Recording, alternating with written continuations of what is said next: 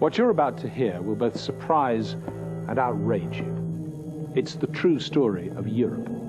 It's the story the politicians don't want you to hear, because it shows how they've deceived us and betrayed our nation. Only in 1994 did Chancellor Kohl's foreign policy spokesman, speaking on behalf of the ruling party of Europe's dominant nation, Germany, clearly reveal the true plan. The plan is to create a federal European superstate.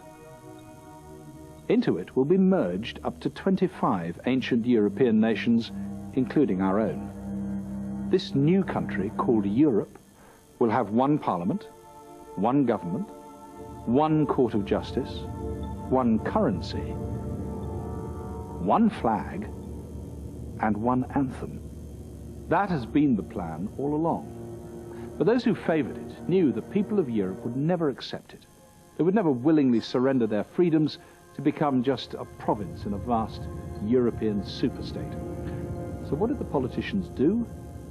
They conspired to keep the truth from the people. Take us.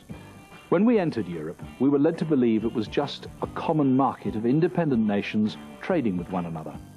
Our government even reassured us with an official document known as a white paper. It gave us a clear undertaking. There would be no erosion of essential national sovereignty. And Edward Heath, the Conservative Prime Minister whose government took us into Europe, later hammered home the point when he said, "There are some in this country who fear that in going into Europe we shall in some way sacrifice independence and sovereignty.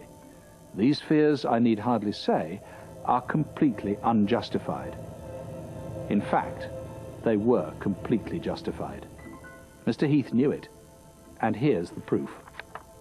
Well before these reassuring statements were made, Mr. Heath received this letter from Britain's then Lord Chancellor, the head of our judiciary. It spelled out in black and white that the surrenders of sovereignty are serious ones and ought to be brought out in the open now. But Mr. Heath and his colleagues chose not to bring these vital facts out in the open. Instead, they hid them from the British public, and the politicians continue to do so. Now, in 1997, we can look back and see how the grand plan of the Eurocrats is taking shape, and just how far the politicians have already gone in surrendering our liberty. But first, let's remind ourselves what the fundamental rights of an independent nation are. The power to pass laws in our own land. The power to run our economy, to create jobs and security for our people. The power to decide foreign policy. The power to organize our own national security. And the power to control our own borders. Without these fundamental rights, we're not a nation, but merely a province. And the terrible truth is that our politicians have already given away the first two of these rights. Our own judges have confirmed that the treaty is the supreme law of this country, taking precedence over acts of Parliament.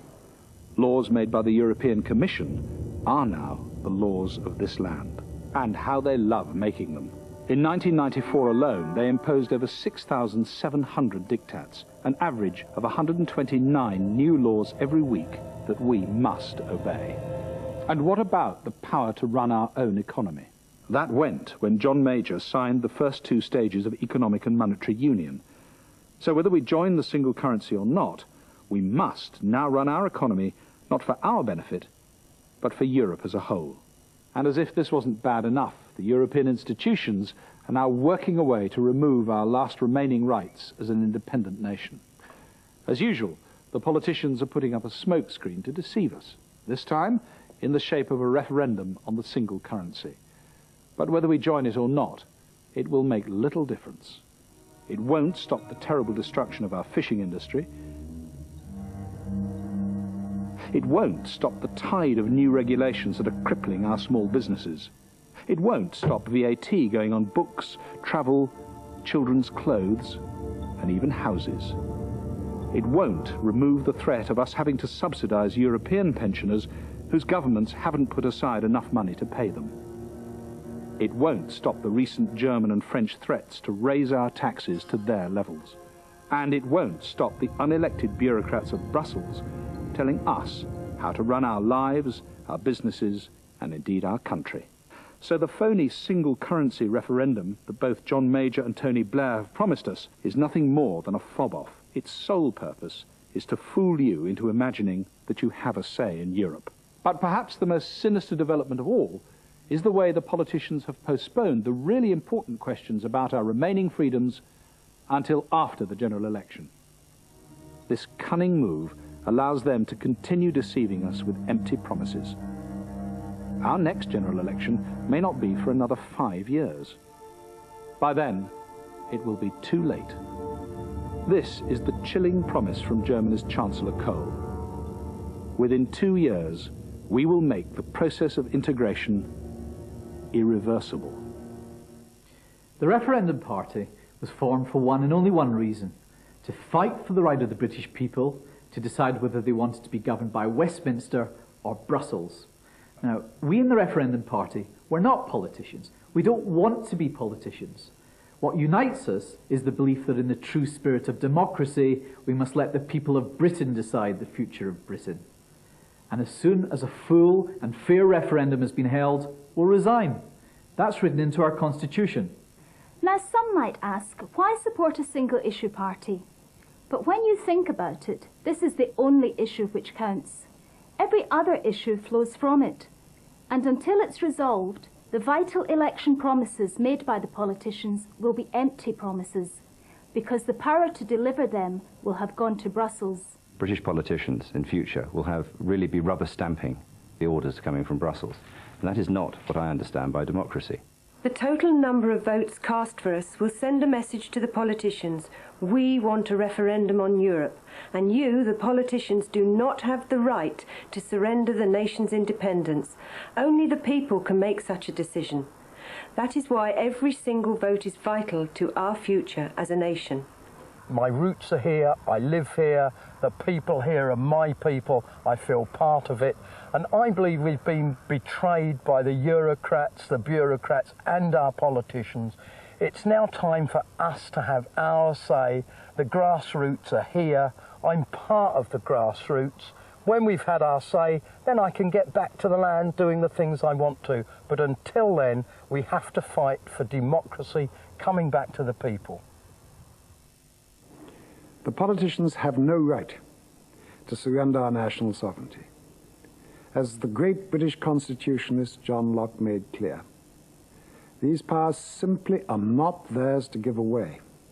Parliament's powers are on loan from the people.